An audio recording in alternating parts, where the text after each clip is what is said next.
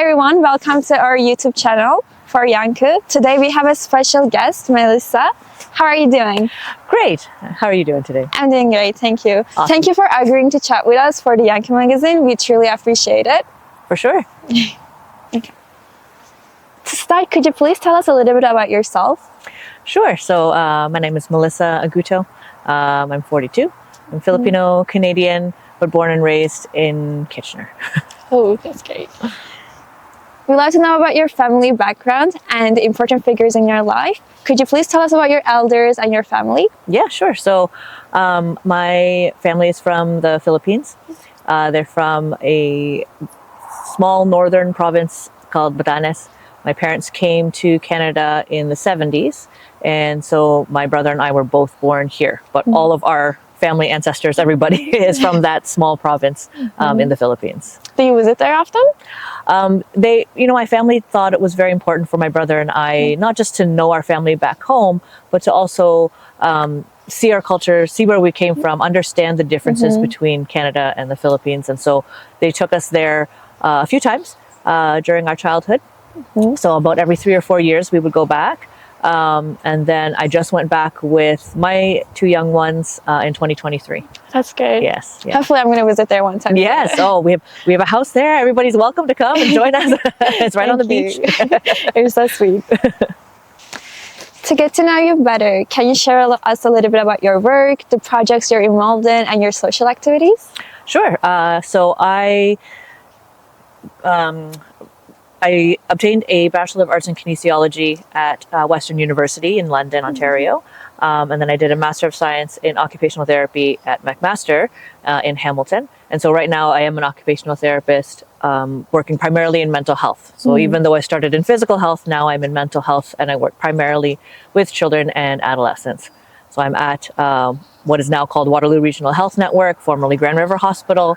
I work there full time, and I also do part-time work in a private clinic in Waterloo. That's great. Yes. And so, that takes up a lot of my time for sure. I also volunteer with Kitchener Terry Fox and with a musician that all of you know, Junaid, and also with the Grand River Friendship Society. So that is also a big part of my volunteer, career, you could say. Socially, I love live music. I love supporting small local businesses, independent businesses in town. So I love to watch live music, restaurants, food, love it. And the usual kind of like movies, walking my dog, spending time with my family. How many pets do you have? Just the one. We have a little cavalier. Her name is Shaker. That's cute. Do you like to perform or? So I do like open mics. So it's not, it's not professional. All of us are just doing it for fun. And so music has been a part of my life for a very long time, ever since I was a child. So I've recently started doing that again with a friend of mine who hosts open mics at the Duke in Waterloo. So Monday nights, every now and then, maybe once a month or so, I will be there. You mentioned that you're a member of the Grand River Friendship Society. What is this organization about? What roles do you play there? So I was introduced to GRFS by my husband, who has been a member for many years and obviously part of the Hizmet movement since birth. And so I was introduced to this a few years ago, and I started doing some youth talks. I did a few like mental health youth talk and one about sort of like expanding and exploring career options and school options and things like that, talking to small groups of young people, which was awesome. And I recently, very, very recently, was brought onto the advisory board. So that's a brand new role here, I believe, and brand new for myself and the group as well. Oh, so we know that you're married to a Muslim Turkish man, and as far as I know, you're a devoted Christian. So was it challenging for you to decide to build a life together? So did you have initial concerns? Right. Yeah. So I personally didn't have concerns, but I worried that my family would, just because, yes, I am born and raised in the Catholic Church. And so I've done all of we call them sacraments that are part of Catholicism. While I don't practice devoutly now. I am still, like, I still consider myself Christian. And I find a lot of comfort and community in the church that I grew up in. It's called St. Aloysius Church in Kitchener. And my mom is still a choir leader there. So we go, on Christmas and Easter and all those things, we celebrate all that stuff. So I wouldn't say that I had concerns at the beginning, but I didn't know much about the religion at all. I was certainly very open to learning. But yes, like I said, I did have thoughts that maybe my family would have some concerns, at least initially. So you mentioned that your family might have had like some concerns about this. So how is his relationship with your family right now? Compared to how it was in the beginning? Yes. Yeah, so my mom was initially a little bit, I guess you could say, wary. So just, she kept back a little bit. It took time for her to get to know him and understand, okay, this is, even though they're very different, there's actually more similarities as we took time to learn about each other. We realized there's a lot more similarities than differences. And she saw that we were both retaining who we were and just learning how to live and like put those two things together, not to try to change anybody in the relationship, just let's become two and then one, So my mom, although she was initially a little bit, I guess, nervous, maybe you could say, their relationship now is unbelievable. It's adorable and sweet and very loving. But it took time to get there, for sure. I certainly thank actually really everybody that was involved for being so open and seeing that it really wasn't about the religion and culture and the differences and all those things. It was about look at how we are together. Look at the respect and the happiness and the love. And that's really what was most important. So my brother as well, I have an older brother, and he wasn't as wary, but he took time as well to really understand the differences. And I think he learned a little bit about the religion, and would talk about the similarities and like, oh, you have this person in your book, and then we had this person, and learning about those things. So it was very meaningful that he would take the time to understand that. Yeah, definitely there could have been some like biases towards like religions, and definitely I can imagine that it would be a hard process, but I'm so happy that they realize that it just like all starts with respect. Yeah, exactly. So I think that there is some unfortunate views, especially in mass media, about religions, and when you see so much negativity, you start to create this idea that that's what it's about. It's not. And then so having to fight against some of those initial ideas, it takes time, takes patience, but we were committed to ourselves as a couple, and so we were able to push through all those things, and now the relationship is fantastic. I'm so happy for that. Thank you. How do your faith and cultural background shapes your marriage? So that's a good question. It was very interesting at the start, because if you just look at a description on paper, it doesn't seem to match. Because not just religion, but as you said, culture, language, generation, time, all of those things are completely different. So on paper, it looks like it shouldn't match up.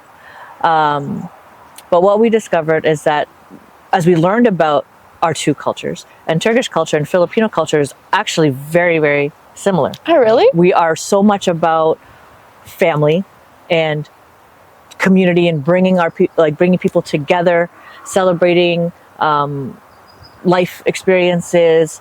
Food is a huge part of the culture, and dinners that last 6 hours because everybody's just gathered around talking and sharing and that kind of thing. And really always like bringing in new people when they come to the country, that kind of thing. And so making sure that they feel connected and safe, and like they have people to talk to, and that they're not lost.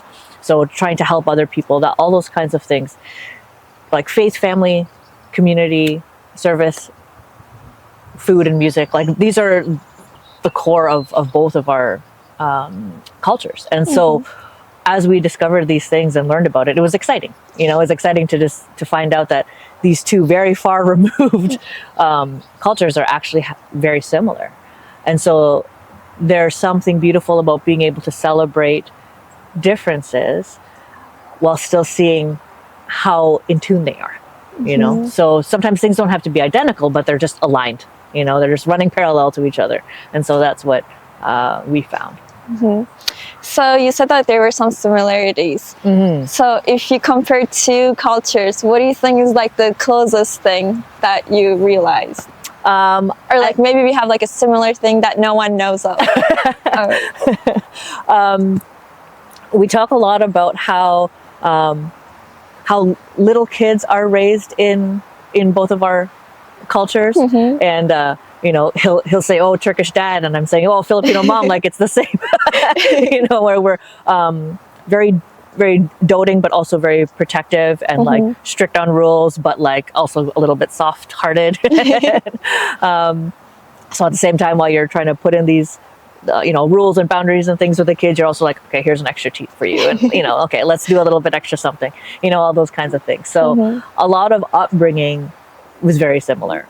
And then, like I said, like having these big family dinners, where like just having family so important, where that was a big key of why my mom won out in the end, was because she saw how important family is, how much that is a priority, how we accept and love and forgive and communicate and keep going, you know, and like even when you run into issues or difficulties, you know that yes, okay, we're different people, but family is family. And so, you know, in the end, you will always be together at in the end. And so let's, you know, deal with those differences and forgive those things. And it should always be the key part, and then you can just like always talk and then solve your problems. Yes.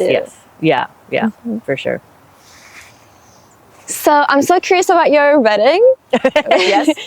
It must have been like blend of beautiful traditions. So is there like any funny or unforgettable memory that you'd like to share with us? How did you like bring like different cultures together? Yes. So we had what they call a pop-up wedding on June 10th of 2023.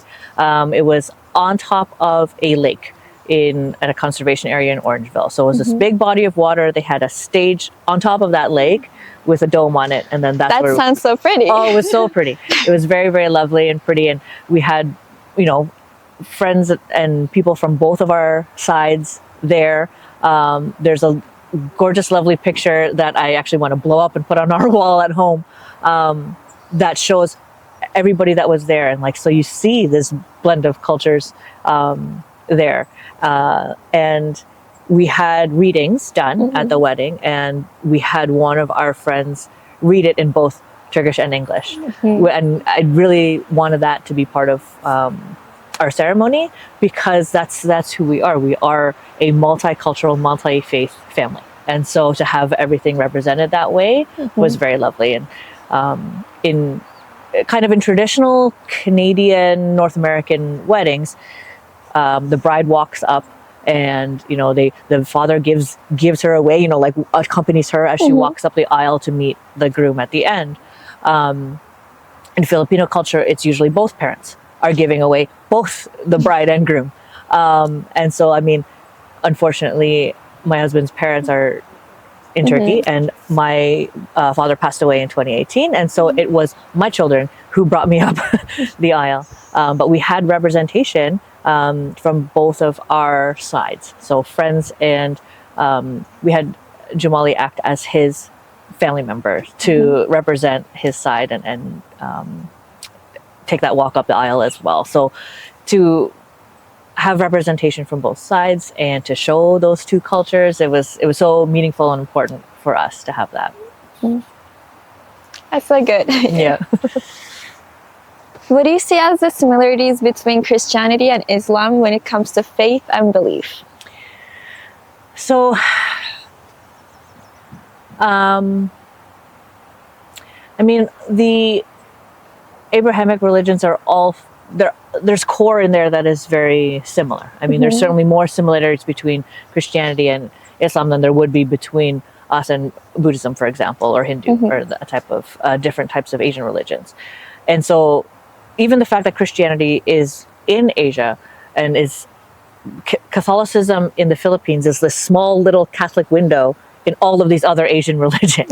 It's like an anomaly inside of that area. So I think that the similarities, I mean,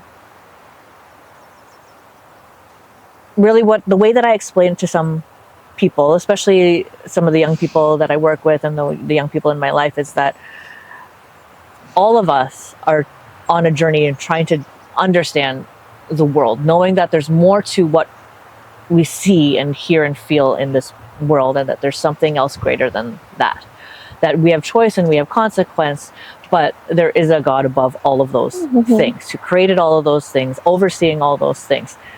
But in our different religions, we're just on different journeys up the same mountain, and God is at the top of that mountain. And our culture and our geographical area and all those things shape how we're going to understand that belief.